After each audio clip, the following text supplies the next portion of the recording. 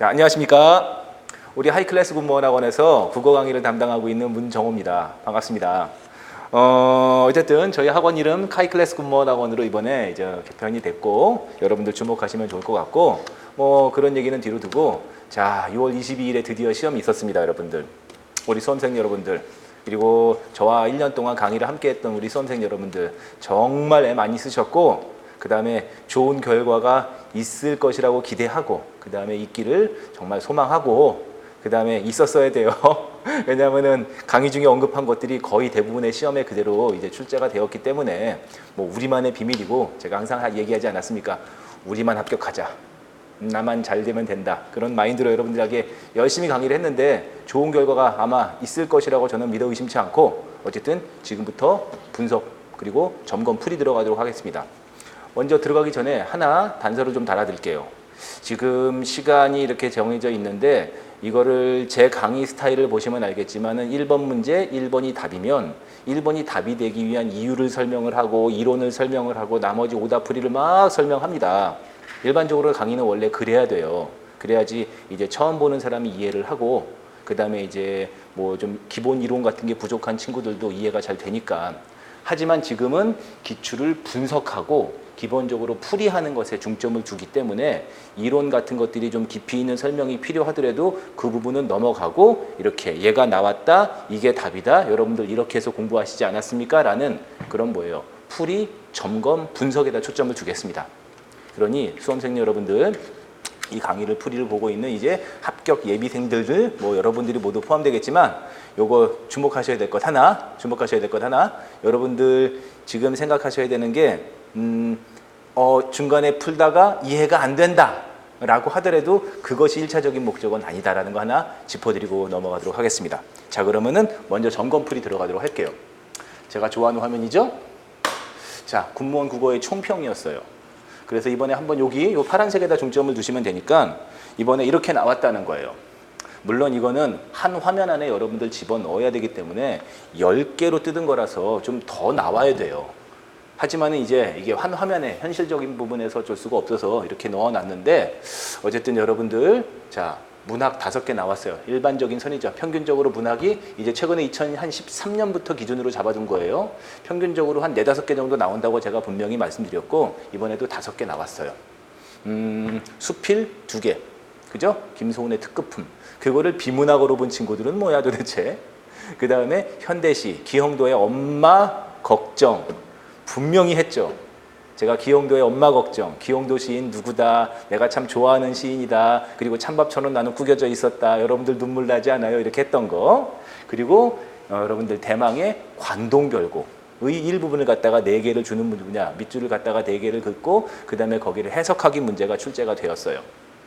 그리고 문법 역시나 4개가 출제가 되었습니다. 보통 보면은 적으면 한 3개 예상했었고 많으면 5개 정도 문제가 나오는데 이번에 문법은 4개가 나왔습니다.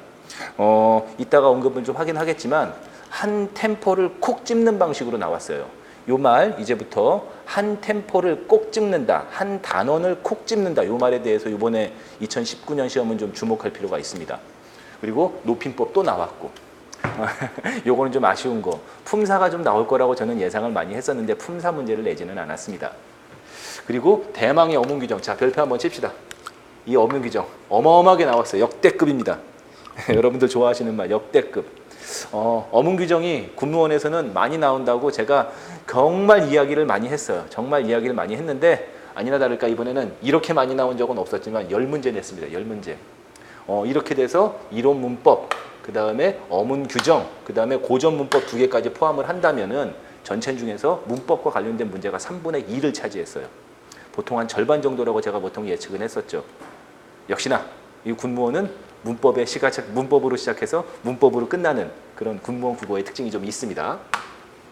그 다음에 여러분들 주목해야 될 거, 어휘와 관련된 문제가 하나도 출제가 되지 않았어요. 이걸 어휘로 보아야 될지 다른 단원으로 보아야 될지 조금 애매하지만 한자 성어 하나를 제외하고 어휘와 관련된 부분은 단 하나도 출제가 되지 않았습니다. 예를 들어서 2018년도 같은 경우는 질정 없다.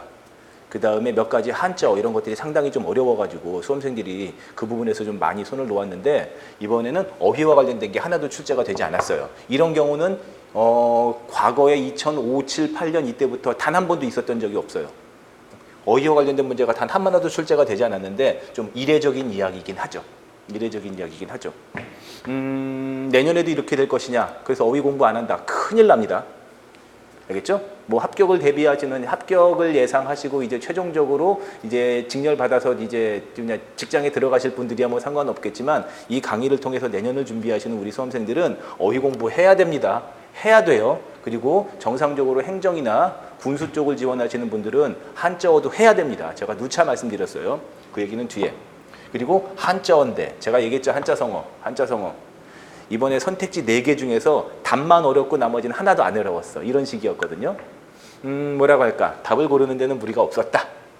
그리고 고전문법 한 문제를 그 여러분들 한불자전 그리고 말모의 그다음에 큰 사전 이 문제를 훈몽자회 이거를 고전문법에다 솔직히 넣기보다는 걔는 국어사예요. 국어사. 하지만 넣을 곳이 마땅치가 않아가지고 고전문법에다 넣어서 그거를 조금 어려워하는 수험생들이 있었는데 말도 안 돼요. 제가 수업 중에 강의 중에 훈몽자회에 대해서 여러 차례 언급을 했었고 답이 훈몽자회였거든요. 훈몽자회에 대해서 여러 차례 언급을 했었고 적어도 2018년도에 단독으로 훈몽자회를 가지고서 문제를 냈는데 2019년에 훈몽자회가 또 나왔는데 그게 무엇인지 몰라서 틀렸다. 이거는 좀 기본적인 수험생으로서는 이유가 좀 성립이 안 됩니다. 그렇기 때문에 우리 수험생들한테는 저를 얼굴을 처음 보는 수험생들은 뭐 그럴 수 있다 치지만 저랑 같이 공부를 해왔던 수험생들은 절대 틀리지 않았을 것이라고 저는 생각이 듭니다. 그리고 뭐 종성부용 초성 하나가 더 나왔죠. 이건 뭐 제가 너무 많이 말을 해서 더 말하면 입 아프죠. 그리고 이제 어법 생활국어라고 해가지고 몇 개 이제 그 토의에서 회의에서 안건의 순서를 잡는다던가 하는 미묘한 것들이 나왔는데 그런 것들도 좀 짚고 넘어가야 되겠네요. 자, 그래서 총평 한마디 이쪽에다가 올인하였다. 그리고 어휘가 싹 다 여기로 갔다. 이렇게. 그리고 한마디 더 하고 넘어가면은 이번 시험은 선생님 어려웠나요? 라고 많이 물어보는데 당연히 작년에 2018년도에 비해서는 쉬웠어요. 하지만은 전체적인 일반적인 공무원 시험을 다 통틀어 놓고 보면은 쉽진 않았어요. 그러니까는 전체 공무원 시험의 수준으로 놓고 보면은 약간 중상 정도. 하지만은 군무원 시험 일반적으로 좀 국어가 어렵죠. 그거로 봤을 때는 군무원 시험 전체로 보면은 한 중 정도. 이렇게 난도가 있다. 이렇게 생각하시면 되겠습니다. 자, 여러분들 다음 거 보도록 할게요. 한번 읽어두세요. 기본적인 이론에 충실한 문제들을 다수를 출제했습니다. 뭐 있었습니까? 널 따라타, 널 달아타냐, 널 따라타냐 뭐 많이 했던 거니까. 그리고 어문규정 무지막지하게 출제되었다. 가장 많이 출제되었다. 언제나 그랬다. 이번에 특히 더 많이 출제했을 뿐이지 언제나 그랬고 이번에도 그랬고 다음 시즌도 그러할 겁니다. 그러니까는 군무원 국어를 준비하시는 친구들은 어문규정에 대해서는 정말 세부적인 것까지 다 섭렵하지 않으면 안 된다. 그리고 새롭게 개정되는 사항들, 표준국어 대사전 수정 사항들, 그 다음에 어문규정 개정 사항들, 그리고 여러분들 1번부터 나오지 않았습니까? 크리스마스 다음 날 그때 어문규정 해서서 수정된 거 1번에 뭐 했었어요? 1번이 아니라 그 올곧잖다, 그치? 제가 3번으로 복원해 놓은 거 올곧잖다. 그 새로 복원된 해설서에 들어간 이 예문도 그대로 나왔죠. 제가 나중에 화면으로 보여드릴 거예요. 이런 것들 똑같이 출제됐다는 거. 어문규정 무조건. 자, 우리 제 얼굴을 처음 보신 수험생들이나 아니면 이제부터 공부를 시작할 수험생들은 적어도 군무원 국어시험을 준비함에 있어서 어문규정 쪽만큼은 용서와 타협이 없어야 돼요. 싹 다 공부해 주셔야 됩니다. 하지만은 다른 부분에 대해서 제가 좀 공부 수고를 좀 덜어드리도록 할게요. 그리고 고전문법 이제는 2문제 나왔는데 뭐라고 할까? 또 용비어천가. 2018년도 용비어천가, 2019년도 용비어천가. 그 다음에 또 훈몽자회. 2018년도 훈몽자회, 2019년도 훈몽자회. 참고로 이 훈몽자회 같은 경우는 2018년도에 새롭게 톡 튀어나왔지만은 2년 연속 등장을 했거든요. 제가 그래서 용비어천가 나라의 특강을 한번 해버렸죠. 아무도 안 틀렸을 거라고 생각해요. 자, 용비어천가는 뭐다? 종성부용 초성. 그 다음에 훈몽자회는 뭐다? 이번에 한국어를 기술하기 위한 답 맞췄어야 되는 거죠. 그 다음에 비문학에서 약간 좀 어려워 보이는 문제가 하나가 출제가 됐는데 적어도 그래도 그 정도는 맞출 수 있을 거라고 생각합니다. 그리고 이제 지문도 좀 길게 출제했고 좀 이렇게 시대에 안 맞는 내용이죠. CD와 LP를 비교해가지고 LP가 CD보다 좋다라고 하는데 뭐 인정은 하지만 뭐 어쨌든 간에 시대가 좀 안 맞죠. 그 다음에 5번 한자 성어는 정답은 어렵게, 그 다음에 오답은 쉽게. 그래서 오답을 지우면 답이 되지 않았을까. 그리고 문법 공부 열심히 하고 정말 합격합시다. 자, 그래서 이제부터 자 문제풀이 들어갈 건데 간단하게 탁탁 끊듯이 깔끔하게 풀어드리도록 할게요. 좀 설명이 좀 길어져야 될 것은 당연히 길게 하겠지만 가급적이면 문제 풀이보다도 이런 게 나왔고 이렇게 점검 분석을 해야 되고 앞으로 이렇게 공부를 하라. 이쪽에다 드리냐 좀 중점을 둘 터이니 혹시라도 수험생들 중에서 좀 이해가 안 된다. 난 좀 이해가 좀 안 된다라고 생각하시는 분들은 일단 이론 강의에다 이렇게 저랑 같이 1년을 같이 하면서 이해를 제가 좀 드리도록 하겠습니다. 자, 그래서 1번 다라타. 뭐 여기는 딱 봐도 여러분들 떠오르는 게 있어야 돼요. 한글 맞춤법 몇 항? 참고로 맞춤법 문제 골고루 출제되어 있고 그 다음에 표준어 문제 골고루 출제됐습니다. 우리 아까 어문 규정이 10개라고 했는데 어문 규정이라고 하면 한글 맞춤법, 그 다음에 표준어 규정, 그 다음에 표준 발음법, 그렇죠? 그리고 문장 부호 사용법, 그리고 띄어쓰기, 그리고 외래어 로마자 표기법 해가지고 크게 봤을 때 7개라고 제가 말씀을 드렸어요. 이번에 재밌는 거는 항상 출제하던 표준 발음법은 출제하지 않았습니다. 표준 발음법은 출제하지 않았지만은 골고루 다 출제됐어요. 나머지 부분은 전부 다 출제가 됐어요. 자, 얘는 한글 맞춤법 몇 항? 항이 나와야지. 그렇죠? 한글 맞춤법 제 21항이죠. 거기에 보면은 널 따라타냐, 널 달아타냐. 그 다음에 실증이냐, 실증이냐, 히읗을 빠진 실증이냐, 히읗이 들어간 리을 히읗의 실증이냐, 아니면은 우리가 보통 얘를 갖다가 실증이라고 하니까는 리을 받침에다가 증나다라고 해서 이거 이렇게 써도 똑같습니다. 이렇게. 어쨌든 무엇으로 표기하느냐. 너무 많이 해가지고 제가 이제 마지막에 파이널 강의할 때는 자 화면 펼쳐놓고 이제 자 외워 많이 했으니까 더 이상 언급 안 할게 이 정도였었어요. 우리 수험생들 저랑 1년을 같이 왔던 수험생들은 이거 답 1번 안 나오면 나 정말 서운합니다. 자, 널 따라탑니다. 널 따라타예요. 알겠어요? 그 다음에 이거 실증으로 발음하지만 리을 히읗 받침의 실증이에요. 실이에요, 실. 알겠죠? 이거 그냥 리을 받침의 실 쓰지 말라고 제가 여러 번 얘기했습니다. 그러니까는 나머지는 뭐야? 3번 같은 경우 얄, 따라타. 그쵸? 얄, 따, 라타로 가야 되는 것이고 그 다음에 얘는 몇 번으로 가는 거예요? 예를 들어서 그 다음에 있는 거 국, 다라타로 가는 것이고 그 다음에 미음 같은 경우는 이게 발음이 원래는 넓다에서 넓다에서 온 것이겠죠? 하지만은 얘 어떻게 표기하는 거예요? 널찍하다죠? 이렇게 가야 맞는 거예요. 그렇기 때문에 정답은 1번이고 이건 뭐 한글 맞춤법 21항에 그대로 똑같이 들어있는 거기 때문에 뭐 2번 더 3번 설명할 필요가 별로 없어 보이죠. 정답은 그래서 1번입니다. 자, 뭐 보통 이제 저한테 블로그로 많이 얘기가 왔어요. 선생님 1번 나오자마자 1초 컷 했습니다. 당연하죠. 이 정도면 뭐 많이 얘기해서 어려울 것도 없었죠. 얘도 보자마자 1초 컷 했어요. 그렇죠? 이거 지금 아마 제가 하나 여기서 이게 공부를 한 사람과 하지 않은 사람 그리고 제가 여기서 단원에서 말씀드리는데 이제 공무원 시험 특히나 군무원 국어만을 제가 말씀드릴게요. 혼자서 못합니다. 이젠 학원의 도움을 받을 수밖에 없는 그런 상황이 되어버렸거든요.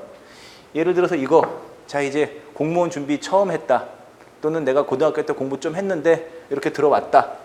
그 다음에 뭐예요? 나 지금 공무원 혼자서 독학했다. 이거 보면은 와 상당하죠. 뭔가 한자도 막 들어있고. 하지만은 저랑 공부한 수험생들 너무 많이 해서 입 아파요. 보자마자 뭐다? 종성부용 초성의 2번이 답입니다. 지금 이해가 안 되는 사람이 있어요. 뭔 소리 하는 거야? 이렇게 말할 수 있지만 자 종성부용 초성이 답이에요. 이유를 더 이상 얘기할 필요가 없는 것이죠. 그렇죠? 이런 거 보자마자 1초 컷해서 너무 고마워서 이렇게 시작 부분에 들어와 있기 때문에 이렇게 시작할 때 한 방에 탁탁 찍어가지고 무조건 답이 되는 문제가 딱 나오면은 굉장히 그 자신감 차원에서 그 다음에 전체적인 분위기가 좋죠. 사실 이번에 시험 문제 보관하면서 느낀 거지만 정말 우리 하이클래스 군무원학원 수험생들은 난 하여튼 나중에 자소서 때 봐. 많이 올 거라고 생각이 들어요. 자, 우리 3번 가도록 하겠습니다. 자, 다음 중 밑줄 친 준말의 표기. 준말 나왔어요. 준말 나왔어요. 뭐 준말 이렇게 체크해도 되는데 자자자자 화면이 자자자 거꾸로 자 준말 나왔어요. 자 어떻게 봐야 되나? 제가 요 문제를 통해서 말씀드리고 싶은 게 두 가지가 있어요. 이번 군무원 시험에 대해서 여러분들 이거 꼭 들으셔야 돼요. 여러분들 앞으로 특히나 시험을 준비하는 수험생들 요거 얘기 꼭 들으셔야 돼요. 두 가지 좀 말씀드리고 싶은 게 있어요. 어쨌든 첫 번째 뭐 여기서 이게 잔타냐 찬타냐 이거 정답은 몇 번이었죠? 여기 좀 붙이고 정답은 이거 지금 4번에 올곧 잔타가 아니라 올곧 찬타가 아니라 올곧 잔타로 가야 돼요.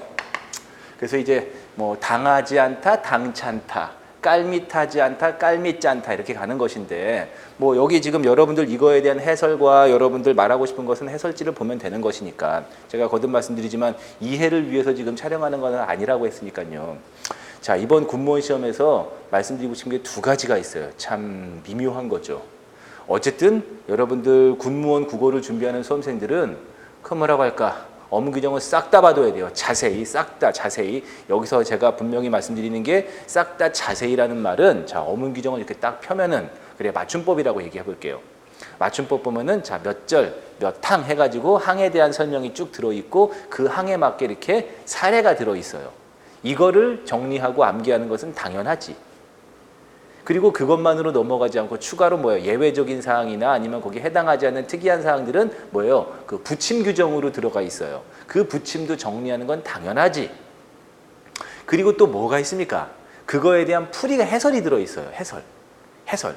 그 해설에는 보면은 뭐 얘기 있어요? 이거는 이래서 저렇게 해가지고 얘는 깔밋 잔타가 아니라 깔밋 찬타가 아니라 깔밋 잔타라는 걸 쭉 설명해요. 쭉 설명합니다. 그리고 거기에 추가 사례가 들어있죠. 그 추가 사례도 다 정리해서 외워둬야 된다고 제가 한 100번 얘기했습니다. 첫 번째. 왜냐하면 군무원은 어문 규정을 많이 내니까. 그리고 얘네들은 뭐예요? 그 표기 사례부터 해가지고 그 추가된 해설 사례에서 낸 거예요. 그리고 두 번째. 뭐 있다고 그랬어요?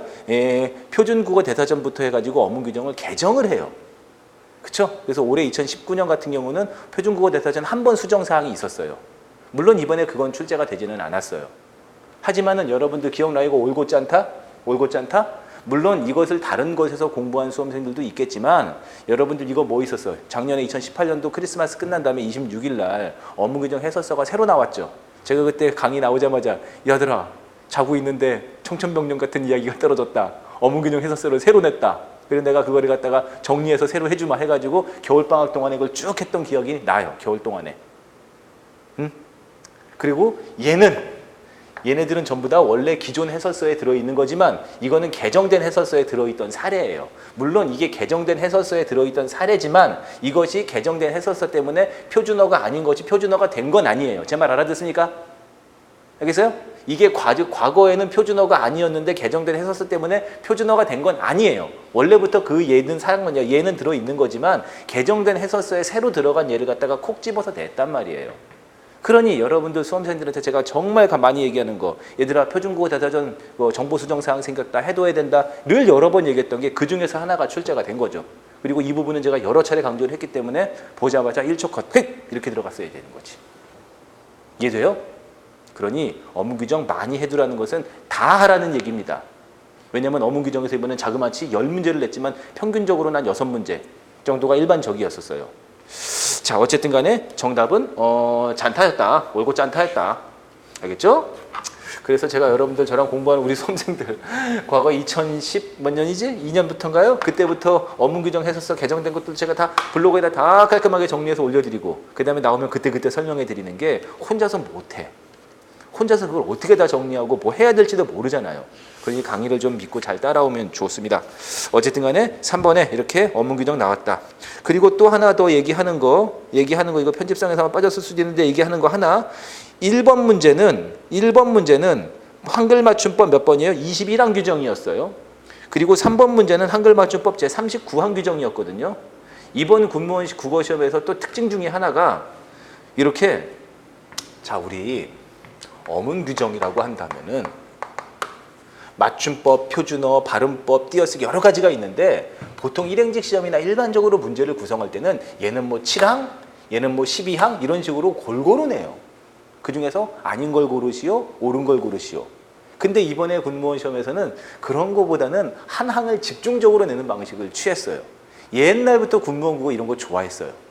그렇기 때문에 제가 좀 하나를 보더라도 항을 제대로 보고 넘어가라. 겉핥기식으로 그냥 암기하고 넘어가면 다 틀린다 얘기했던 것도 적중된 바죠. 깊이 있게 공부해야 됩니다. 자, 그 다음에 여러분들 4번에 로마자 표기법, 제가 말씀 많이 드렸죠. 로마자 표기법 한 문제, 외래어 표기법 한 문제. 이번에도 똑같이 그렇게 나왔습니다. 로마자 표기법이 나온 것이죠, 이번에는.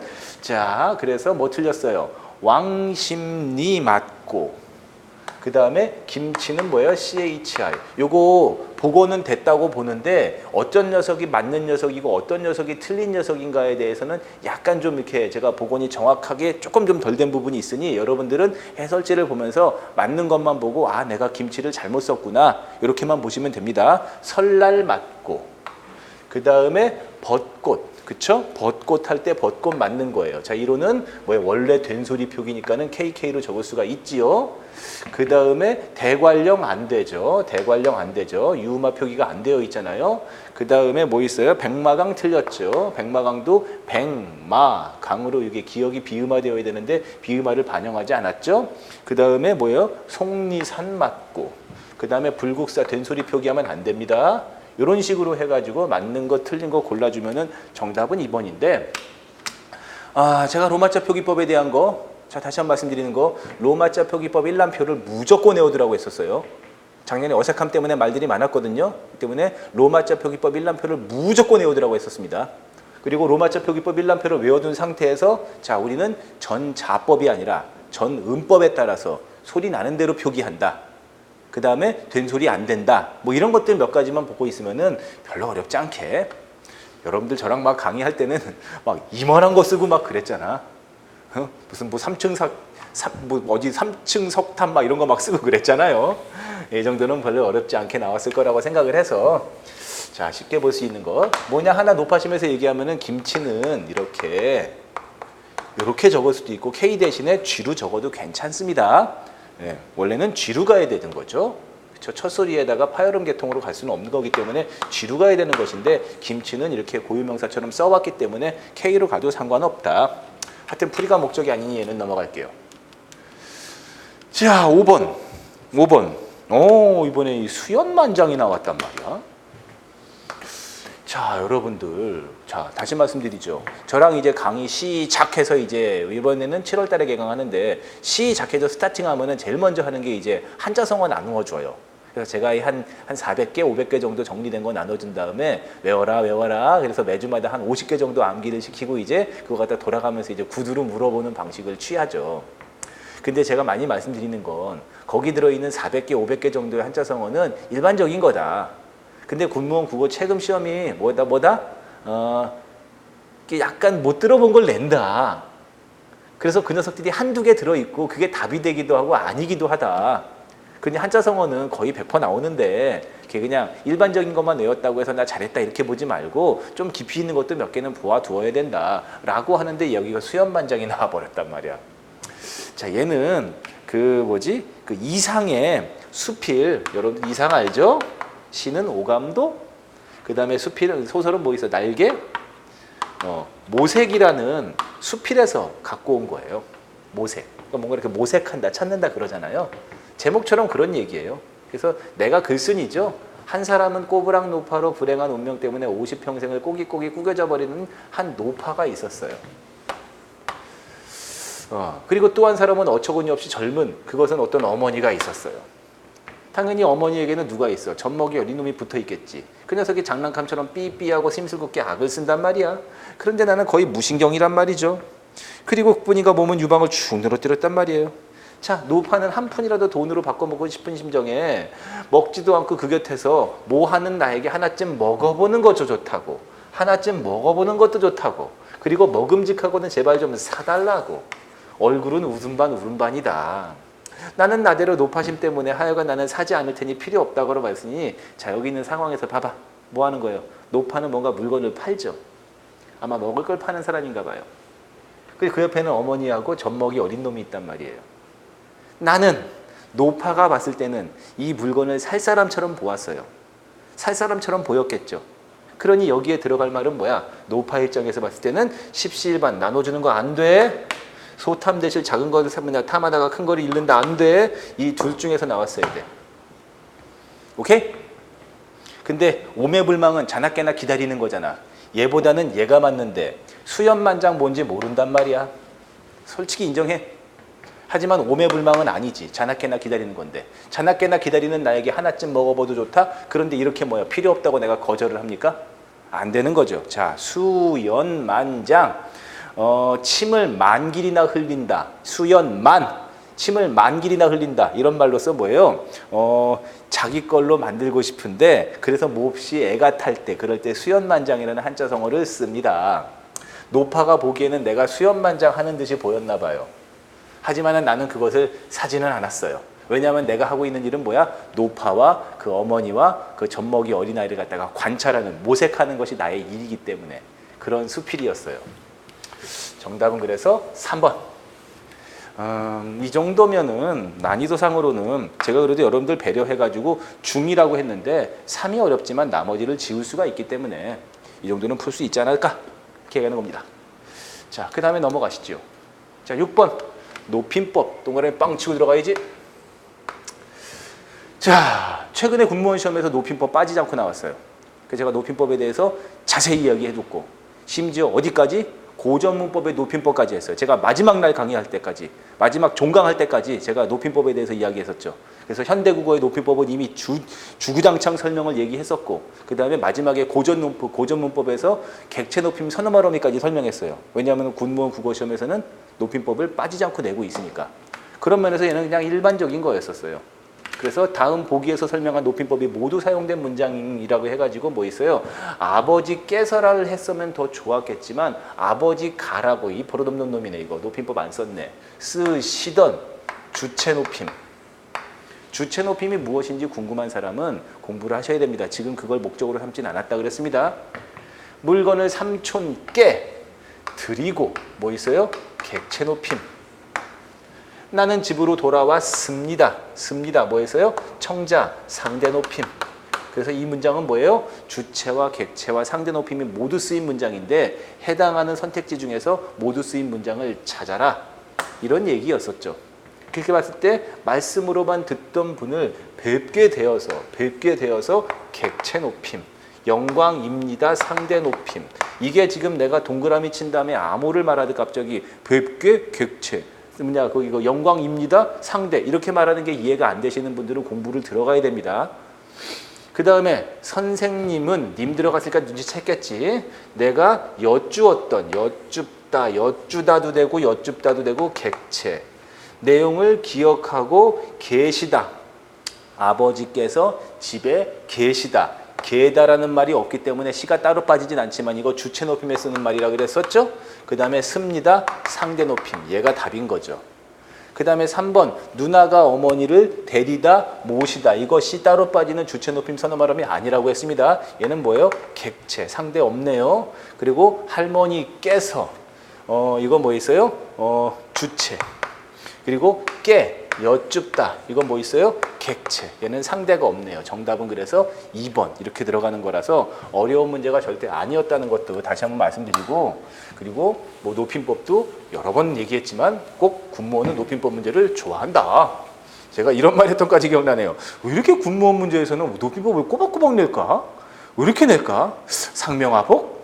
군대? 솔저아미? 막 이런 얘기 했던 기억도 나요. 그냥 여담이었으니까. 자, 그 다음에 여러분들 아마 말이 많았던 문제가 바로 이거였을 거예요. 저도 이제 이런 문제도 내는구나. 이렇게 대놓고 책 문제 내는구나. 한국어를 기술하기 위한 요거 조금 좀 약간 복원 과정에서 좀 약간 한국어로 쓰인, 한국어를 설명하기 위한, 한국어를 공부하기 위한, 나는 한국어를 기술하기 위한이라고 나는 복원을 했는데, 우리 수험생들 아마 이 문제 때문에 제가 그래도 이거는 난이도적인 측면에서는 상이라고 해놓았는데 이게 제 강의를 들었던 수험생들한테는 중도 아니고 중하지. 하지만은 제3자가 있기 때문에 상을 넣어준 것은 무슨 말인지 모르니까. 그렇죠? 하지만은 저랑 강의를 지내왔다거나 정상적으로 좀 공부를 한 수험생들이라면은 이거 솔직히 틀리면 안 돼. 왜냐면 훈몽자회는 작년에 출제를 했잖아. 그래서 훈몽자회에서 초성, 종성, 독용, 팔자 뭐 이런 거 해가지고 출제를 했잖아요. 작년에 훈몽자회를 출제가 되었는데 이번에 훈몽자회 뭔지 몰라가지고 훈몽자회 여기서 한불자전 찍었다. 아마 많은 수험생들이 오답을 여기다 했을 건데 답은 1번입니다. 훈몽자회예요. 무조건 훈몽자회예요. 한불자전 안 돼요. 오케이? 왜? 훈몽자회는 어린이 한자 학습서예요. 진짜 너무 많이 해서 입이 아프네. 어린이 한자 학습서예요. 근데 어린이가 한자를 학습하는 과정에서 한글에 대한 여러 가지 설명이 들어간 거예요. 목적이 어린이 한자 학습서예요. 알겠죠? 왜냐면은 천자문하고 유합이라는 책들이 있는데 그게 너무 좀 우리 현실생 우리하고 안 맞으니까 그걸 갖다가 훈몽자회 가르쳐서 아이들을 가르치기 위한 한자 학습서예요. 한국어를 기술하기 위한 것이 아닙니다. 이걸 모르다 하더라도 이거는 영화 봤으니까 알 테고 큰 사전은 당연히 우리 사전이겠지. 알겠어? 안 돼, 안 돼. 이게 작년에 나왔던 거잖아. 그렇기 때문에 이건 기출. 제가 말씀 안 드립니까? 이 모든 공부는 기본적인 패턴이 있어요. 예, 옛날 신라 때부터 지금까지 이어놓은 그런 공부에는 기본적인 패턴이 있어요. 먼저 가서 뭐 하는 거예요? 배우고, 강하고, 배우고. 선생이 강하는 걸 배우고, 그 다음에 집에 가서 복습하여 습 익히고, 익히고. 그 다음에 또 뭐 있어요, 이게? 응? 뭐 있어? 가르친 거를 배우고 익히고, 그렇지. 기출문제를 사다가 과거의 기출문제를 점검 분석하고, 그 다음에 실전과 같은 똑같은 문제를 풀고, 옛날에 여러분들 고려 때, 조선 때, 과거 시험 볼 때 다 그렇게 공부를 했어요. 이걸 안 했다는 것은 기출을 안 봤다거나 기출을 소홀히 본 거죠. 한불자전은 무엇이냐 하면은 한불자전은 조선말 국어와 그 다음에 프랑스어의 대역사전이에요. 그래서 우리 국어하고 프랑스어하고 서로 비교해 가면서 이거는 뭐다 저거는 뭐다 그러니까 뭐예요? 한국어로 기술이 되어 있죠. 그 다음에 말모이 큰 사전은 말할 것도 없고 정답은 1번. 혼나기만 해서 미안해요. 그 다음에 8에서 9 여러분들 복원된 문제하고 좀 화면이 다를 거예요. 화면으로 이번에 김소은의 특급품이 좀 길게 나와가지고 화면을 이걸 다 하면은 너무 길게 화면이 나와가지고 좀 제가 편집을 해버렸는데 원래는 여러분들 이 8번 문제가 여기다가 가나다라 붙인 다음에 순서 잡기 문제였거든요. 근데 이걸 그냥 순서대로 이렇게 제가 보느라고 하여튼 여러분들 거기 강의 자료로 보신 때는 이게 순서가 원래대로 되어 있을 겁니다. 이렇게 되어 있지 않아요. 가나다라 붙어 있습니다. 제가 강의하기 좀 편하게 너무 오랜 시간 동안 투자하지 않으려고 한 건데 자 문제 나온 건 뭐였어요? 얘는 김소은의 특급품이라면 현대 뭐였습니까? 수필이고 그리고 거기다가 8, 9 해가지고 두 문제 넣어놔서 한 문제는 뭐다? 순서 문제. 그 다음에 또 하는 문제는 뭐다? 주제 찾기 문제. 그치? 나 이거 했던 거야, 근데. 했던 거야. 그래서 제가 바둑판 얘기하면서 나 원래 대학교 때 막 바둑 좋아했다 이런 얘기도 했었어요. 그리고 바둑판 비싼 거는 누구 한 거다 뭐 이렇게 서명 사인해 준 거 이런 얘기도 했었어요. 어쨌든 첫 번째 순서 잡기 문제. 약간 까다로웠던 부분이 분명히 있었어요. 이거 여러분들 지금 제가 순서 잡기 문제까지 다 설명해 드릴 이유가 없기 때문에 간단하게 끊는데 이거 8번 문제 약간 좀 까다로울 수가 있기는 있었어요. 제가 해설지에다가 약간 의도를 설명해 놓았고 그 다음에 요게 조금 까다로운 부분이 있는데 답이 이게 될 수도 있고 저게 될 수도 있는 그런 상황에 대해서 제가 이렇게 좀 해설지에다가 설명해 놨으니 해설지를 한번 읽어보시면 될 겁니다. 뭐 여기에 대해서 더 이상 분석을 해야 될 이유는 없기 때문에 하여튼 순서 잡기가 나왔다. 여러분들은 만약에 보고 싶으면 그냥 제가 여기다 해설지 된 거대로 순서를 보시면 되고 그 다음에 요게 다시 한번 지문 가면은 요게 원래 지문의 순서예요. 그리고 한참 더 있어요. 그리고 주제는 많이 틀리진 않았을 거라고 봐요. 실수를 극복하는 것이어야 돼요. 알겠어요? 유연성이라는 말도 들어갔어요. 이 글의 주제가 유연성이니까. 그래서 요거 나머지는 약간 좀 복원이 좀 덜 됐다고 보지만 주제는 확실해요. 요게 답입니다. 나머지는 그냥 제가 만든 거라서 더 언급하진 않을게요. 하지만은 9번 문제의 주제 찾기 문제는 반드시 요게 맞습니다. 그래서 김소은의 특급품이 나왔죠. 요거 비문은 아니에요. 이게 순서 잡기 문제가 나오다 보니까는 많은 수험생들이 이거를 비문학 순서 잡기 문제가 나왔다고 하는데 이거 수필입니다. 문학이에요, 문학. 어쨌든 지문이 문학이에요. 나랑 처음 본 사람들은 그럴 수 있다 치지만 적어도 나랑 공부한 사람들이 이거 언급 한번 한 거기 때문에 느낌은 왔겠지. 자, 넘어갈게요. 10번. 이것도 뭐 1초 컷이지. 다음 밑줄 친 띄어쓰기가 올바른 것은 해가지고 이런 식으로 보면은 특이한 거 하나가 이렇게 하나를 잡고서 이번에 군무원 2019년 문제가 그렇게 대단하게 어렵게 나오진 않았는데 한 영역, 범위, 단원을 딱 집중해서 거기만 집중적으로 물어보는 방식을 취했어요. 여기서도 지금 보면 어때? 중, 지, 대가 여기 전부 다 의존명사이기 때문에 띄어야 돼. 띄어쓰기 문제. 근데 제가 간에 대해서 말했죠. 제가 여기 해설지에다가 잘 넣어놨어요. 간은 서울과 부산 간, 야간 열차 이럴 때 간은 뭐다? 의존명사니까 띈다. 나는 내가 뭘 하든지 간에 신경 쓰지 않겠다 할 때 간은 의존명사니까 띈다. 알겠어요? 하지만은 외양간 뭐 있었지 또? 외양간, 대장간 할 때 간은 전미사기 때문에 붙인다. 전미사기 때문에 붙인다. 하지만은 내가 외양간, 대장간 외우지 말아라. 외양간, 대장간을 외양 띄고 간으로 쓰는 사람이 어딨냐. 안 외워도 된다. 외워야 될 건 이거 하나다. 뭐다? 붙여 쓰는 간. 한 단어로 굳어가지고 붙여 쓰는 간은 무조건 외워라. 그래서 제가 한번 읽어드리면은 부부간 해설제 있습니다. 부부간, 부자간, 내외간, 동기간, 고부간, 부녀간, 인척간, 친척간 해가지고 이거 내가 뭐야 라임 타가지고 이렇게 힙합 하듯이 많이 읽어줬던 기억이 나죠. 그리고 내가 마지막에 뭐라고도 했어요. 이렇게 친척, 부부간, 부자간, 내외간, 동기간, 고부간, 부녀간, 친척간에 간은 몽땅 다 붙여라. 그렇게 외워라. 안 되면은 부자간은 무조건 붙이는 거야. 한 단어로 굳었기 때문에. 알겠죠? 정답은 1번. 이런 식으로 체크하고 넘어갔기 때문에 우리 뭐 하이클래스 군문학원생들은 뭐 쉽게 정답을 1번으로 보았을 거라고 생각합니다. 참고로 하나 짚고 넘어가면은 올해도 역시나 띄어쓰기가 또 2문제 나왔어요.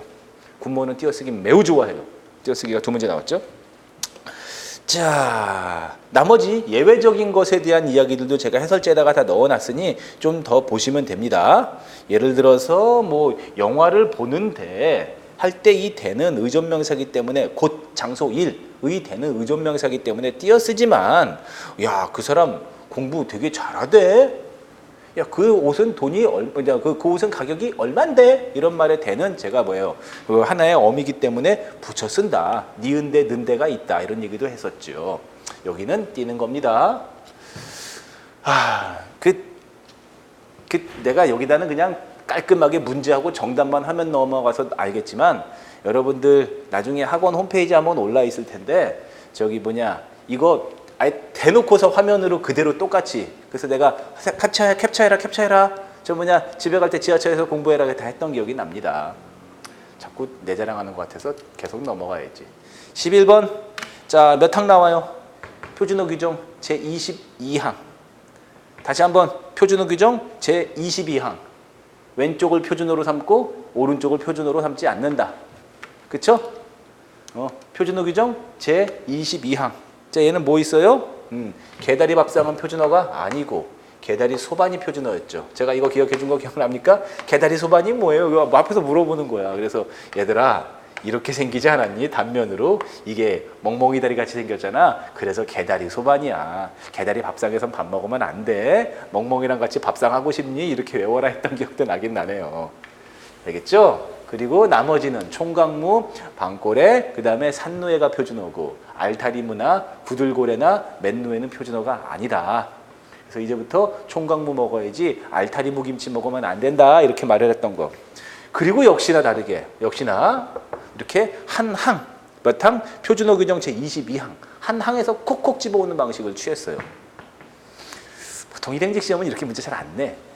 왜냐면 이렇게 내면은 문제 만드는 사람은 쉽지만 막 풀어내는 사람들은 이렇게 깊이 있게 가니까. 하지만 뭐 이게 뭐 이렇게 대단한 건 아니지. 자, 그래서 2번 답이었고. 자, 그런데 12번. 이거 내가 보기에 제대로 난 복원했을 거라고 나는 생각을 해요. 아마 요 말이 조금 뭔가 좀 이렇게 이거 되게 고민 많이 했는데 밑줄 친 말에서 사전에서 표지어로 검색할 수 없는 거 이렇게 나왔나? 이거 만약에 좀 제보를 주실 분들은 내 블로그나 아니면 학원 홈페이지에 이렇게 좀 알려주세요. 그래서 생각대로 이렇게 뭐 나왔는데 아마 문제의 의도는 이게 말은 좀 이거하고 다른다 치더라도 문제의 의도는 아마 이럴 거예요. 사전에서 검색할 수 있는 거, 사전에 검색을 하면 표제어로 등장하는 거 이런 거죠. 저는 사전을 매우 좋아합니다. 제가 며칠 얘기했죠. 표준국어 대사전 봐야지 네이버 사전은 편할 때만 잠깐 봐라. 표준국어 대사전으로 공부를 해라. 두 번째, 표준국어 대사전은 공부를 하는데 고려어 사전, 고려대학교 이런 곳에 있으니까 조심해라. 안 된다. 표준국어 대사전으로 봐라. 제가 아예 그냥 여기다 화면을 갖다가 그냥 표준국어 대사전 홈페이지 띄워놓고 그다음에 사전 검색하는 거, 사전 보는 방법. 적어도 그래서 저랑 공부하는 사람들은 그 스마트폰에 사전 어플 없으면 제가 말도 안 된다 그랬어. 막 혼도 내고 그랬죠. 자, 사전에서 표지어를 검색할 때는 단어를 검색하는 거예요. 첫 번째, 단어를 검색하는 거예요. 그 다음에 두 번째, 기본형이에요. 예를 들어서 용언의 같은 경우, 용어는 동사, 형용사죠. 동사, 형용사와 같은 용어는 기본형을 검색하는 거예요. 가장 기본형. 전미사가 붙거나 아니면 활용 형태는 함부로 검색할 수가 없는 것이죠. 그러니 생각대로는 생각명사, 대로조사 하나의 표지어로 등재되지 않습니다. 생각 따로, 대로 따로로 이렇게 검색할 수가 있어요. 그릇째가 제일 애매해요. 그릇째. 자, 우리는 지금 현재 표준국어 대사전은 합성어나 그 다음에 파생어와 같이 접미사나 접사나 전미사나 또는 접두사든 접사가 붙어서 하나의 단어로 파생어가 되거나 또는 어근과 어근이 결합해서 하나의 합성어로 구성된 거 이런 것들도 다 검색이 되는데 분명히 그릇은 명사, 째가 전미사로서 그릇째를 파생어로 볼 수 있는 근거는 있지만 얘를 갖다가 하나의 단어로 보지는 않았어요. 정확히 말하면은 표지어로 구성이 되어 있지는 않아서 따로 검색은 안 됩니다. 그릇째를 보고 싶으면은 아마 째를 검색하게 되면은 이 표준국어 대사전 여기 검색창에다가 째를 갖다가 넣게 되면은 이 째를 통해서 뭘 볼 수 있다? 그릇째가 사전에 사례로 들어있는 거 볼 수가 있기는 있어요. 하지만은 얘는 안 됩니다. 그 다음에 듣다 검색되겠죠? 기본형이니까. 그 다음에 들리다, listen, 들리다. 듣다의 피동형 당연히 검색이 돼요. 하지만은 들렸다는 과거 시제 선어말음이 어시 붙어가지고 활용하는 형태이므로 얘는 표제어로 등재되지 않습니다. 하지만 신신당부하다는 신신당부 뒤에 하다라는 전미사가 붙어서 하나의 파생어이므로 얘는 당연히 검색이 됩니다. 정답은 그래서 4번이에요. 뭐 많은 사람들이 선생님 보자마자 신신당부하다 했어요. 선생님이 하다 많이 말했잖아요. 그치? 숙제하다, 사랑하다, 공부하다, 운동하다. 그 품사를 할 때 이게 많이 했잖아요. 사랑하다, 품사, 동사 이렇게. 당연히 동사가 된다는 것은 한 단어가 되므로 이 녀석은 한 단어가 사전에 검색이 된다. 많이 말을 했기 때문에 이 정도는 할 수 있을 거라고 봅니다. 어쨌든 근데 이런 문제를 저는 최근에 공무원 시험에서 일행직을 포함한 모든 공무원 시험에서 이렇게 사전에서 표제어 검색하기의 유형의 문제는 또 처음 봤어요. 문제가 어려운 건 아니지만 이런 문제를 내는 거 봤을 때 앞으로 저도 이제 우리 하이클래스 공무원 학원에서 이제 매달마다 모의고사 보잖아. 그리고 이제 제가 이제 주간 테스트도 막 만들어주고 할 때 그 뭐라고 할까 좀 이렇게 상상력을 더 많이 발휘를 해서 새로운 형태의 문제들을 좀 더 많이 만들어 봐야 되지 않나. 전 개인적으로 굉장히 괜찮은 문제라고 봅니다. 자, 그 다음에 13번 문제. 어려웠어요? 저는 올해 2019년 문제 중에서 상당히 좀 괜찮은 문제라고 생각합니다. 난이도 측면에서는 제가 중으로 넣어놨나? 기억이 안 나는데 상으로 넣어놨네. 좀 상으로 넣어놨지만 솔직히 말해서 상 정도로 보이지는 않지만 왜냐면 다 어문 규정에 다 들어있는 거잖아요. 골고루 내긴 냈죠. 그래서 준말 쓰기, 준말 표기 규정에 대한 것인데 좀 뭐라고 할까나 좀 특이하게 내긴 냈어요. 특이하게라보다는 좀 여러 가지 골고루 냈는데 어쨌든 간에 우리 수험생들 답은 무조건 다투었군요. 군요로 줄여 쓰는 게 전혀 어려움은 없죠. 다투다, 다투었다, 다퉜다. 알겠지? 주다, 주었다, 주었다. 오케이? 이런 식으로. 일단은 안 되는 거, 얘 안 된다고 내가 몇 번 얘기했어. 둘이서 사귀냐? 그치? 사귀냐? 게 있지만 사귀었다 안 된다고 하지 말라고 내가 몇 번 얘기했습니다. 바뀌었다 안 된다고 내가 몇 번 얘기했습니다. 안 돼요, 안 돼. 뭐 이쁘게 더 쓸 필요도 없지. 두 개 안 되는데. 품종이어요. 자, 이런 설명 잘 안 하려고 하지만 이 애요가 있어요. 같은 말이에요. 이어요는 같은 말이에요. 알겠어요? 응? 그리고 이 녀석을 줄여 쓴 말이 바로 뭐예요? 예요예요. 예요. 그리고 이 녀석을 똑같은 말이 여요예요. 여요. 이렇게 줄여 쓸 수 있어요. 이게 본말이고 이게 줄임말이기 때문에 줄여 쓸 수 있지만 이걸 갖다가 줄여 쓸 수 있는 경우에 관해서 이걸 갖다가 줄여 쓸 수 있는 경우가 다 되는 건 아니에요. 예를 들어서 품종이어요. 품종이어요를 갖다가 줄여 써서 품종 글씨가 왜 이러냐. 품종여요로 줄여 쓸 수가 없어요. 왜? 3초, 2초, 1초. 앞말에 자음으로 끝나면 붙였을 수가 없다 그랬죠. 그죠? 품종이에요 돼. 품종이어요도 돼. 하지만은 품종예요, 품종여요는 안 돼. 왜냐하면 앞말이 자음으로 끝났기 때문에. 하지만은 철수이어요, 철수이에요, 철수여요, 철수예요는 돼요. 왜? 앞말이 모음으로 끝났으므로. 이미 설명한 거니까. 그리고 정답은 4번. 조금 좀 재미있는 문제가 나왔어요. 줄여 쓸 수 있는가 없는가. 제가 해설지에다가도 자세한 이야기를 더 해놨으니 읽어보시면 되고 이런 것들은 바로바로 1초 컷해서 지웠어야 되는 것이죠. 이런 거 틀리면 안 됩니다. 자, 14에서 16 이제 그 5분 응선 넘었죠? 6분 응선 넘어가는데 이제 얼마 안 남았으니까 우리 수험생들 집중해서 마지막에 보시도록 하시죠. 여러분들 4번 문제하고 15번 문제 좀 주목할 필요 있어요. 14, 15번 문제 주목할 필요가 있습니다. 어쨌든 간에 14번 문제가 뭐예요? 윗글의 내용과 관련이 없는 것이죠. 윗글의 내용과 관련이 없는 건데 일단 지문 자체가 이런 걸 내네. CD하고 LP 중에서 LP 잘 모르죠, 여러분들. 수험생들 중에서 젊으신 분들은. 전 LP 좋아합니다. 어쨌든 간에 그 CD하고 LP하고 이제 비교 대조하면서 그 CD보다 LP가 음질이 좋다. 그걸 과학적으로, 기술적으로 이렇게 설명한 그런 글이었어요. 어떤 그 LP 어쩌고 저쩌고 간의 책의 일부분의 내용을 이렇게 발췌한 것입니다. 비문학이죠. 비문학은 딱 이렇게 지금 봐봐. 14, 15, 16이라고 세 문제가 들어갔지만 실질적으로 이 중에 하나는 근사값. 그치? 단어 형성의 요소이기 때문에 이거 문법 문제예요. 그래서 비문학은 2개 들어갔어요. 올해 같은 경우 비문학 상당히 조금 들어갔습니다. 어쨌든 간에 문제에 맞게 바로 답을 하도록 할게요. 윗글의 내용과 관련이 없는 것은 했을 때 CD는 LP에 비해 고음역을 잘 담아낸다. CD는 LP에 비해 고음역을 잘 잡아낸다. 그렇지? 그리고 CD보다 LP가 저음역을 더 잘 잡아낸다도 맞는 얘기예요. 그렇기 때문에 요 2개 때문에 뭐가 되는 거야? 이 CD가 고음역을 잘 잡아내고 저음역을 LP가 더 잘 잡아내는데 이 저음의 영역에서 아주 미세한 부분의 차이가 있기 때문에 뭐가 되는 거예요? 이 LP가 더 음질이 좋다, 조화롭다 이런 것들을 말한 글로서 CD하고 LP를 갖다 이렇게 비교, 대조, 분석 뭐 한 그런 글이었죠. 그래서 여러분들 보면은 4번이 이게 답이었는데 요거 설명하려면 시간이 조금 필요한데 아무래도 그래도 풀이가 있긴 있어야 되니까 요 2문단을 잘 봐야 될 필요가 있어요. 저는 개인적으로 14번 문제 4번 선택지 매우 좋다고 봐요.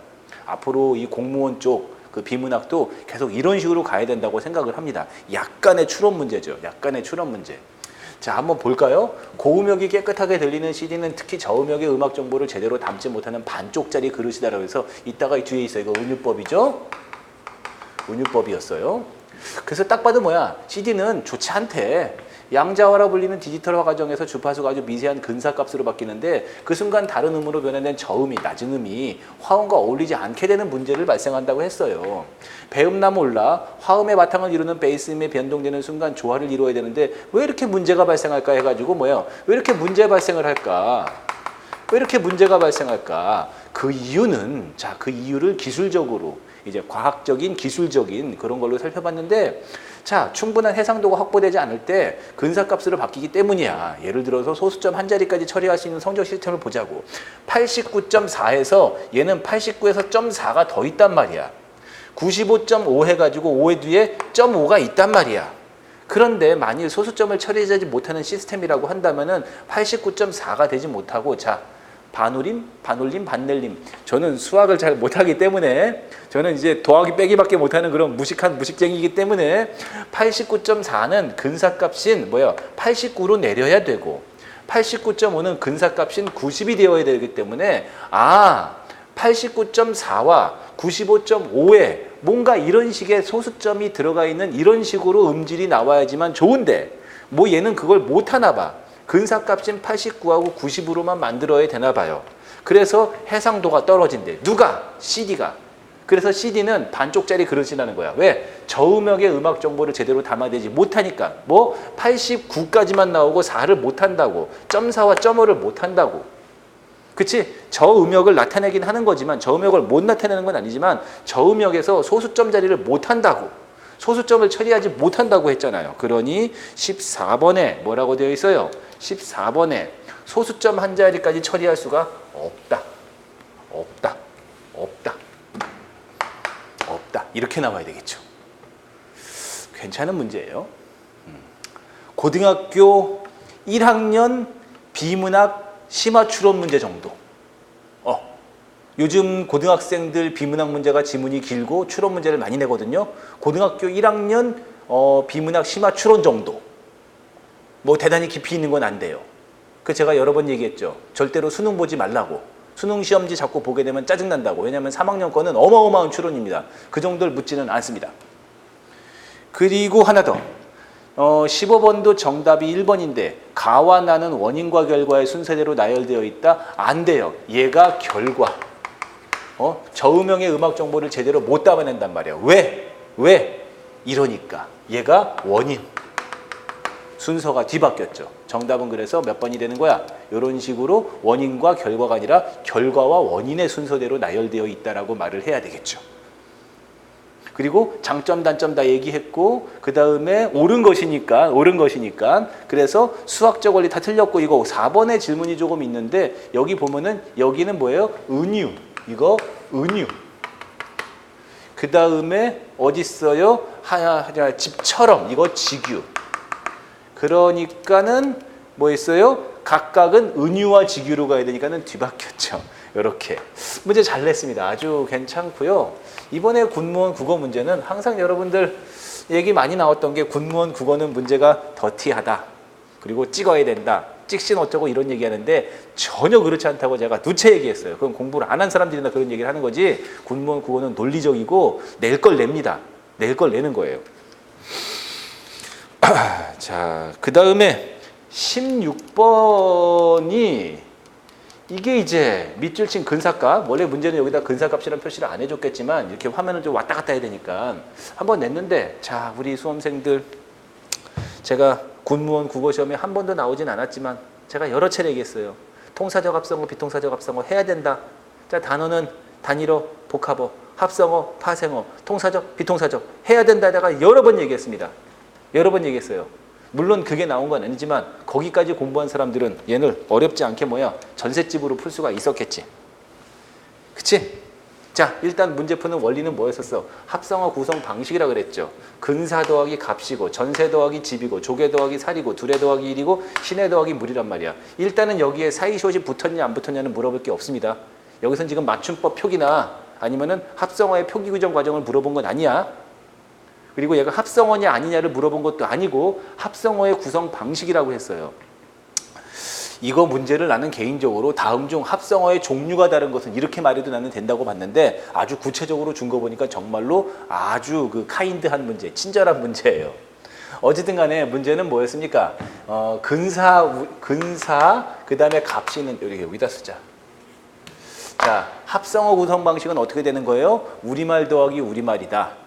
그 다음에 우리말 더하기 한자어다. 한자어 더하기 우리말이다. 이런 식으로 해가지고 나중에 한자어 더하기 한자어에서는 시옷을 안 쓴다고 했는데 여기는 지금 전부 다 시옷이 붙어 있으니까는 뭐예요? 한자어 더하기 한자어는 없는 것이겠죠. 그렇게 얘기를 놓고 봤을 때 근사가 한자어, 한이라고 쓸게요. 값이 우리말, 국어라고 해도 되고 고유어라고 해도 되고 우리말이라고 할게요. 라고 했으니 전세 한자어 집 우리말 정답은 1번. 오케이? 나머지는 조개 우리말, 살 우리말 뭐 있었지? 신의 말 우리말, 물 우리말, 둘의 우리말 일 우리말 이런 식으로 해가지고 전부 다 고유어 더하기 고유어의 결합으로 이루어졌기 때문에 정답은 1번. 누구였지? 이거 여러분들 그 인터넷 카페에서 봤는데 이거 합성어의 종류인 줄 알고 저는 다른 걸 찍었어요 하시는 분들도 있는데 일단은 합성어의 종류로 접근하면 답이 안 나와. 정답은 무조건 1번이어야 되고 틀릴 수가 없는 문제죠. 어쨌든 정답은 1번. 여기서 하나 얘기하는 거, 제가 많이 얘기했던 거, 비문학 물어보면서 갑자기 문법 물어본 경우 있다. 작년에는 비문학 물어보면서 뭐 했어요? 그거 그냥 로마자 표기법 물어봤잖아. 그러니까는 비문학 문제 나왔다고 좋아해서 펄쩍펄쩍 뛰다가 갑자기 방심하고 있다가 엉뚱한 문제 나오면은 딴 생각하게 된다. 방심하지 말고 문제를 끝까지 풀어라. 이렇게 얘기도 했었죠. 자, 17번. 공통적인 특질이 안 보입니까? 하나 정도를 가지고서 집중적으로 물어봐요. 전부 다 되잖아, 대. 그치? 그래서 이 대를 어미로 쓸 것인가 의존명사로 쓸 것인가. 그래서 제가 이거 의존명사는 뭐야? 곧 장소 일 경우, 곧 장소 일 경우, 곧 장소 일 경우. 내일 이거 문장은 좀 달랐을 거라고 생각이 들어요. 문장은 아마 이 문장이 아닐 거예요. 하지만은 내일 만날 장소는 우리가 어제 갔던 그 곳 장소, 이럴 때는 의존명사이기 때문에 띄어야 돼요. 요거는 확실해요. 하지만 나머지는 어미이기 때문에 다 붙였어야 되는 거예요. 곧 장소일도 아니잖아. 아프던 그 장소가 아니잖아. 이걸 놓고 봤을 때 느끼는 거. 하여튼 이번 군무원 시험은 콕콕콕 집어냈어요. 여기서 하나 저기서 하나 이런 식으로.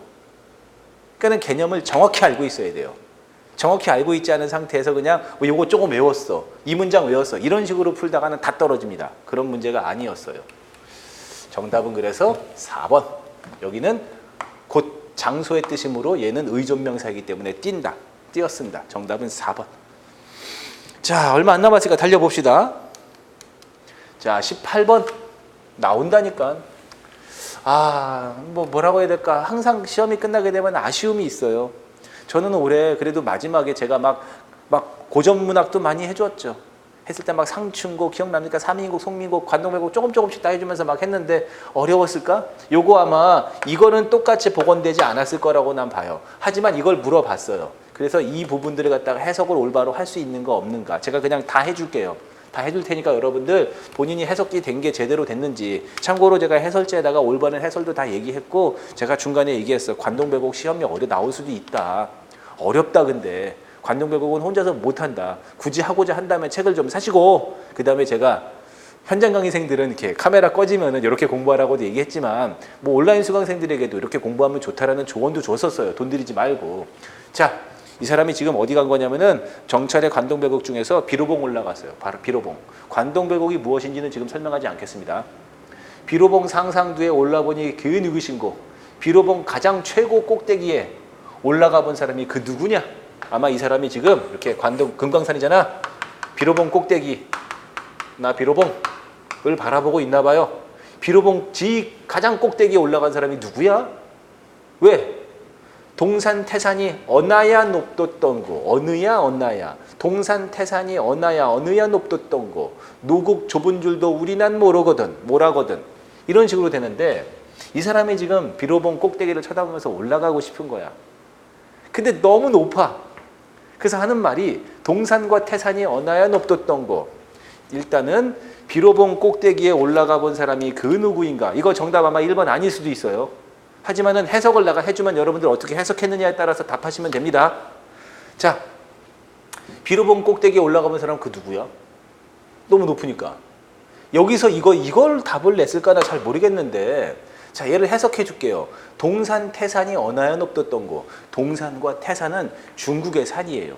우리나라 옛날 사람들 말하기 방식, 글쓰기 방식에 있잖아. 그 중국 거 가져오는 거 좋아하는 거 했을 때 이 동산과 태산은 중국 사람들의 그런 선비들에게 있어서는 자기가 가보지 않았음에도 불구하고 무조건 높은 산이라는 기본적인 인식이 되어 있어요.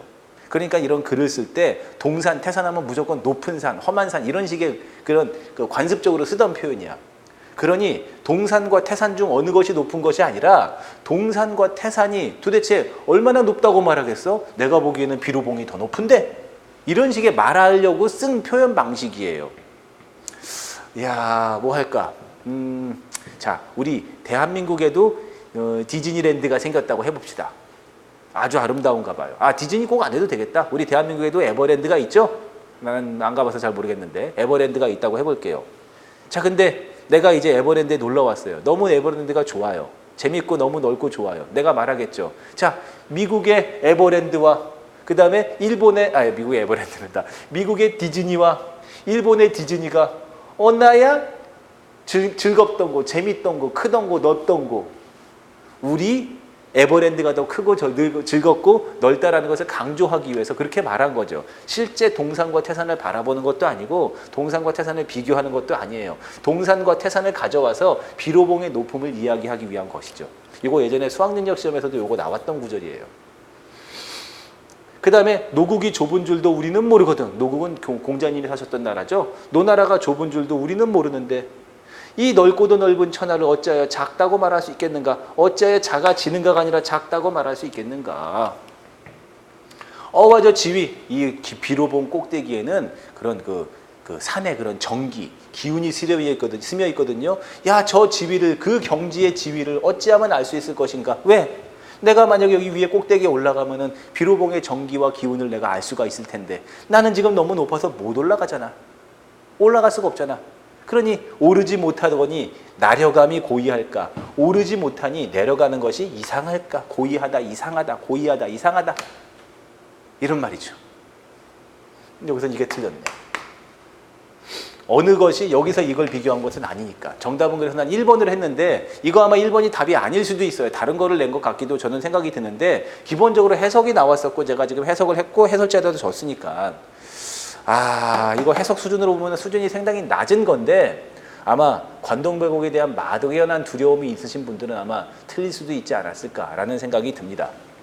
자, 이 부분의 내용은 뭐다? 비로봉 꼭대기를 쳐다보며 올라가고 싶은데 저 높은 곳을 어떻게 올라가?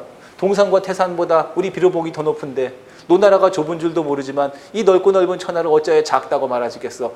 저 꼭대기에 올라가서 그 지위를, 경지를 알고 싶은데 오르지 못하니 내려갈래? 라고 해서 그 산에 오르지 못하는 아쉬움을 드러내는 부분이죠. 정답은 그래서 1번. 관동별곡이 나왔으니 고전 시간은 무조건 나오는 거라고 보고 작년에 누항사 나왔죠. 2018년도에 가사문학, 그 다음에 2019년도에 그 관동별곡. 최근에 지금 군무원 추세는 가사나 시조를 잘 내는 추세가 맞다. 이렇게 점검할 수는 있겠죠. 그 다음에 19번. 정답은 3번이고 이건 그냥 보는 거예요. 눈치껏 알아서 풀어야죠. 눈치껏 알아서 풀었어야 되는 문제예요. 뭐라 할까? 회의에서 의안 심의 과정에서 순서를 물어본 거 분명히 순서 맞죠? 이거 복원 제대로 된 거라고 봤는데 뭐라고 할까? 이거는 교과서 문제도 아니고 이거는 그냥 제가 아마 여기다가 화법에다가 넣기도 했어요. 어디다가 넣을까 좀 몰라가지고 일상생활국어에다가 넣었는데 여러분들 회의에서 심의 과정 순서 여러분들 네이버에다가 그냥 회의 순서 이렇게만 검색해도 흔히 볼 수 있는 아주 일반적인 거죠. 어려워요? 그래도 표결은 나중에 해야지. 알겠어요? 이게 다 끝난 다음에 표결해야지. 회의에서 의안을 심의하는데 이게 끝나지 않은 다음에 표결하면은 투표한 사람들이 표결에 참여한 사람들이 뭐가 돼? 당연히 표결을 마지막에 해야지. 그렇지? 그래서 이제 안건 제출 먼저 하고 표결 많이 하는 거니까 이건 아마 답은 3, 4번 중에 하나여야 되는데 아니 상정을 하고 제안을 설명을 해야 되지. 어떻게 제안 설명하고 상정을 나중에 해. 그러면 안 되겠죠? 정답은 그래서 3번. 20번 중요 표시할 필요가 좀 있어요. 이런 거는 좀 어려울 수도 있었겠구나. 하죠. 자, 일단은 제가 해설자가 넣어놨는데 밤새다라는 말이 있고 물론 새다라는 말이 있어요. 그 다음에 밤새우다가 있고 당연히 세우다가 있겠죠. 어휘의 세다 하고는 다른 것이니까는 그건 넘어갈게요. 예를 들어서 뭐 분필을 세우다는 어휘의 세우다니까 그건 얘기하지 않을게요. 자, 세다가 있고 세우다가 있어요. 그래서 밤새다는 날이 새는 거고 날이 밝아오는 것이고, 밤 세우다 할 때 세우다가 들어가면 뭐야? 잠을 안 자고 그 다음에 뭐예요? 밤을 꼬박 보내는 거예요. 제가 해설자에다 넣어놨으니까. 중요한 것은 얘는 주어 더하기 세다지만 얘는 목적어가 있어야 되죠. 그쵸? 왜냐면은 세우다니까 얘는 목적어가 있어야 돼요. 그러니 1번 밤을 새서라도가 아니라 밤을 세워서라도, 목적어가 있으니까는 세워서라도 여기는 세우다가 들어가야 돼요. 그리고 재밌는 거, 얘도 똑같아요. 얘는 주어만 있으면 되겠지만 여기는 목적어 있어야 돼요. 그리고 밤새다가 있고 밤새우다가 따로 있는데, 자, 여기서 세다나 밤새다는 전부 다 뭐예요? 시간의 흐름을 말하는 것이고, 그 다음에 세우다, 밤새우다의 뜻은 전부 다 뭐가 된 거야? 내가 뭔가 일을 하느라고 뭐라고 돼 있지? 잠을 안 잔 거예요. 꼬박 잠을 안 자고 밤을 보낸 것으로서 뜻이 달라요. 그러니 밤샌 보람이 있다. 단순히 시간이 흐른 게 아니라 잠을 안 자고 뭔가를 한 보람이 있는 것이니까 밤샌 보람이 있다. 뭐가 되는 거? 밤새운.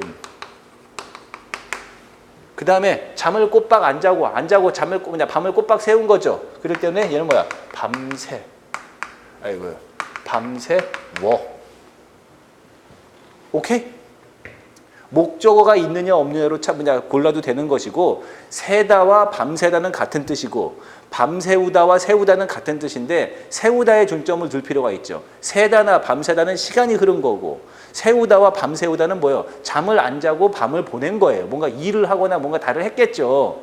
중요한 거는 얘쪽은 얘와 얘는 뭐야? 목적어가 필요 없지만 이쪽은 목적어가 있어야 돼. 여러 가지로 설명이 다 가능해요. 모두 다 어차피 같은 것이니까. 정답은 뭐야? 3번이지. 밤을 뜬 눈으로 세우겠지. 왜? 세웠다겠지. 왜? 여기는 일한 거니까. 뭔가 했으니까. 그러니까 밤을 뜬 눈으로 샜다는 잘못된 거예요. 약간 복원상에 좀 이렇게, 아마 진짜 시험 문제는 요거보다 좀 더 미묘하게 나왔겠지만, 밤새다, 밤새우다, 세다, 세우다. 왜 우가 들어간 말 쪽에는 목적어가 있어야 되냐? 그쪽은 목적어를 필요로 하는 말들이니까. 서술어의 자릿수와도 관련이 있는 거예요. 정답은 그래서 3번.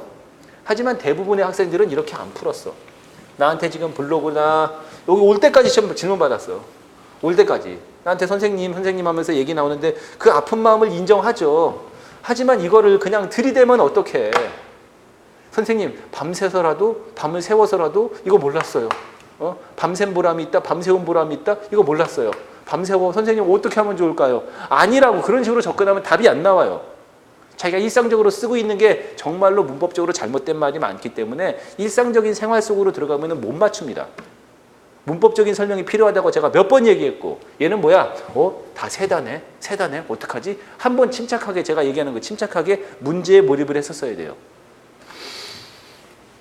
정답은 그래서 3번. 자, 21번. 이거 분명히 복이 있었는데 뭐 그대로 나왔죠? 그렇죠? 그대로 나왔죠. 두음법칙 표기에서. 두음법칙 표기에서 어떻게 가야 되냐? 공연불이 아니라 공연불이다. 표기 말하는 거, 표기. 그 다음에 신년도가 아니라 신년도예요. 왜? 우리가 자, 두음법칙 어떻게 되다 그랬어? 한자어에서 첫 소리로 들어갈 때는 두음법칙의 적용을 받기 때문에 니은이나 리을을 쓰지 않는 거였죠. 그리고 둘째 음절부터는 두음법칙의 적용을 받아가지고 니은이나 리을을, 니은이나 리을을 밝혀 적어야 되는 거예요. 그렇기 때문에 용호상박할 때는 용으로 가지만 쌍용이 맞다고 몇 차례 얘기했어요. 쌍용 자동차 안 된다 그랬어요. 그건 고유명사니까 되는 거지. 그런데 얘는 둘째 음절임에도 불구하고 왜 두음법칙의 적용을 받지 않았냐? 신년 더하기 도예요. 알겠어요? 신년 더하기 도지. 만약에 이게 신 더하기 년도라면은 이게 두음법칙의 적용을 받아서 연도로 가야 되는데 그렇지 않는다는 것 말이에요. 그렇지 않다는 거예요. 왜 여기는 니은을 밝혀 적었느냐? 신년 더하기 도로 결합이 되어야 되기 때문에 첫 소리가 아니라 둘째 음절인 거잖아. 이렇게 설명을 해가지고 내가 뭐 했어? 신년도, 구년도 이런 것들도 같이 설명을 했었죠. 하지만은 같이 가면 안 되는 거. 이거 기억 안 나? 신여성이 아니라 신여성이다. 오케이? 또 뭐 있었지? 공염불 같은 거였죠.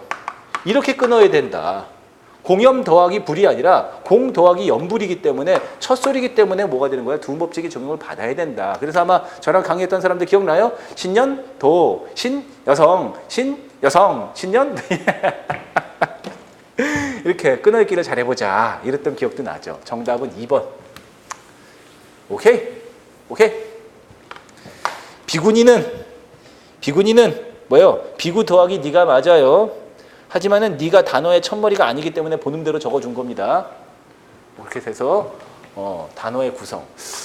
이렇게 단어의 구조 분석을 내는 것들도 조금 좀 이렇게 일행직 시험에서 잘 못 봤던 거라서 하여튼 제가 2020년 데뷔할 때는 정말 상상력을 발휘해가지고 특이한 걸 좀 내보려고 노력하는데 그렇다고 해서 어려운 건 아니야. 자, 그 다음에 22번 기형도의 엄마 걱정이라는 시예요. 제가 분명히 설명했던 시고 제가 막 이거 설명하면서 나도 옛날에 우리 엄마 기다렸다 막 이런 얘기도 내가 몇 번 했던 얘기 기억에 실어서 아주 쉬워 설명했던 거고 이거하고 더불어서 제가 모두 얘기했어요. 박재삼의 추억에서 라는 시가 이거하고 좀 비슷하다. 그래서 마지막까지 해줬던 기억이 나요. 열무 30단을 이고 시장에 간 우리 엄마 해는 시든지 오랜데 나는 찬밥처럼 담겨서 아무리 숙제를 해도 안 오시네 했던 거죠. 솔직히 안 배웠어도 이 정도는 풀 수 있을 거라고 생각해. 그렇게 어려운 시가 아니니까. 그래서 이제 어머님께서 장터에서 열무를 파시는데 나는 혼자서 집에서 엄마를 하루 종일 기다리는 거겠지. 그러니 열무 30단 해는 시들었다 어머니의 발소리가 깡총깡총이 아니라 차박차박이니까는 타박타박이니까는 전부 다 기억, 니은, 리을은 어머님의 힘든 삶. 찬밥은 누구? 나의 삶, 나의 모습. 그래서 여러분들 22번의 정답은 3번 어렵지 않았을 거예요. 그리고 제가 23번도 제가 뭐라 그랬어? 배춧잎 같은 발소리와 숫자법이 같은 것은 제가 시에서 뭐 나왔어? 현대시가 나오면 잘 물어보는 거 첫 번째 주제 물어본다. 기본적으로 현대시를 공부할 때는 기본적인 주제 정도는 찾을 수 있어야 된다. 두 번째 표현법 작년에도 나왔어요. 작년에. 알겠어요? 작년에도 나왔어요. 이렇게 기본적인 표현법, 수사법 물어본다. 배춧잎 같은 직유법. 재밌는 게 2019년도에는 직유를 2번 물어봤지? 했을 때 해는 시든지 오래다. 해가 시들었다. 화류법. 찬밥처럼 직유법. 얘가 답. 그 다음에 고요한 빗소리. 특별한 수사법이 보이진 않는데 굳이 뭐 말하면 청각적 심상. 그 다음에 내 위년의 윗목 은유법. 이런 식으로 해서 정답은 2번. 어렵지 않으니까 넘어갈게요. 여러분들 공무원 선생들 현대시 꾸준히 공부해야 됩니다. 자, 나머지는 뭐 그냥 이제 1초 만에 툭툭 끊는 것이죠. 문장보호에 대한 설명이 잘못되지 않은 것은 제목이나 표를 적을 때는 마침표 쓰지 않아도 됩니다. 가운데 점은 기준 수량 단위를 표현할 때 이런 뭐였지? 100m 초야? 이게 말이 돼? 빗금. 가운데 점이 아니라 빗금. 알겠어요? 1000원에 몇 개 빗금. 써보라 그랬죠, 직접. 열거하라 오고들을 생략할 때는 말줄임표 앞에 쉼표 쓰지 않고 겸납표는 책의 제목이나 신문의 제목을 들어갈 때, 책 제목이 들어갈 때는 거예요. 책 제목으로. 그렇겠죠? 이렇게 겸납표. 이렇게 제목으로 물어봤죠. 개념으로. 정답은 2번. 제가 문장보호 사용이 한동안 좀 안 나왔지만 나올 수 있다는 얘기도 했었죠. 그 다음에 마지막에 보자마자 1초 만에 특히나 내가 이거 국어는 현용 24개의 장어만으로 무조건 3번 답이야. 근데 미치겠어. 이거 틀린 사람 없겠지 설마. 기역, 니은, 리을, 미음, 비읍, 시옷이라고 해서 시옷. 디귿 대신에 시옷이 들어가야 돼요. 그래서 제가 기억납니까? 칠판에다 가득 한번 설명한 적이 있었죠. 우리 받침표기만 한번 전부 다 정리해보자 해가지고 원래 중세국어 시기에는 세종대왕님이 한글 처음 만드셨을 때는 종성부용 초성이었다. 한 문제 나왔죠? 오히려 어느 정도냐면 블로그에다가 글 써준 친구는 선생님이 120번 반복하셨던 그 얘기에서 2문제 나와가지고 바로 답했어야 했잖아요. 그리고 실제는 팔종성법에 따라 썼다. 하지만은 용비어 첨가와 그 월인청강지곡 같은 경우는 종성부용 초성이 지켜지고 있었다. 그러다가 근대국어로 넘어온 다음에 팔종송법이 칠종송법이 됐다. 팔종송법이 기역, 니은, 디귿, 리을, 미음, 비읍, 시옷, 옛니응이었지만 칠종송법은 근대국어에서 제가 무슨 말인지 암호인 사람은 듣지 마. 근대국어 칠종송법에서는 뭐라고 그랬어요? 기역, 니은, 리을, 미음, 비읍, 시옷, 이응이라서 얘랑 똑같다. 그리고 현대국어로 넘어오면서 표기는 다시 종성부용 초성으로 와가지고 다 쓰지만 뭐가 되는 거예요? 그 발음으로는 가느다란 물방울만 된다. 하지만 하나만 더 하자. 받침 표기만 좀 정리할 때 뭐 있어? 외려 표기법에서는 기역, 니을, 리을, 미음, 비읍, 시옷만 쓴다. 시옷, 이응만 쓴다. 왜 그런 것이냐? 왜? 비스 원래 T로 끝나니까 이게 맞겠지만 누가 이걸 갖다가 비스캣을 먹느냐는 거야. 비스캣을 먹으니까 시옷으로 써주자. 슈, 퍼, 마, 캣으로 써야 되는 것이 원래 맞지만 T로 끝나니까. 하지만은 슈퍼마켓에 가는 것이 아니라 슈퍼마켓에 가니까 시옷으로 가자. 이런 원칙까지도 다 설명했기 때문에 보자마자 무조건 3번 답. 그래서 종성표기법에 대해서만 2개 나왔어요. 정말 나 이거 나왔을 때 내 자랑 5초만 하면은 우리 수험생들 합격한다는 게 눈에 오겠구만. 우리 하이클래스 군무원학원 수험생들 이제 합격하시겠구만. 딱 느낌이 왔습니다. 자, 풀이는 다 했고요. 앞으로 우리 하이클래스 군무원 학생들 내년에 이제 시험 준비하는 수험생들은 모두 다 합격하게 확신이 들었어요. 저도 이제 이걸 설명하면 이게 나오는구나. 저걸 설명하면 저게 나오는구나. 내년에는 몽땅 거기 적중할 수 있도록 저도 발 입고 있나. 저도 노력하겠습니다. 하여튼 우리 수험생들 애 많이 쓰셨고요. 2019년 수험생들 부지 채점 다 하고 그다음에 나중에 면접 자소서에서 본 다음에 또 우리 악수하고 인사하도록 하기를 소망하고 기원하겠습니다. 애쓰셨고요. 나머지 시간까지도 충실히 그 자소서 면접 준비하시기 바랍니다. 수고하셨습니다.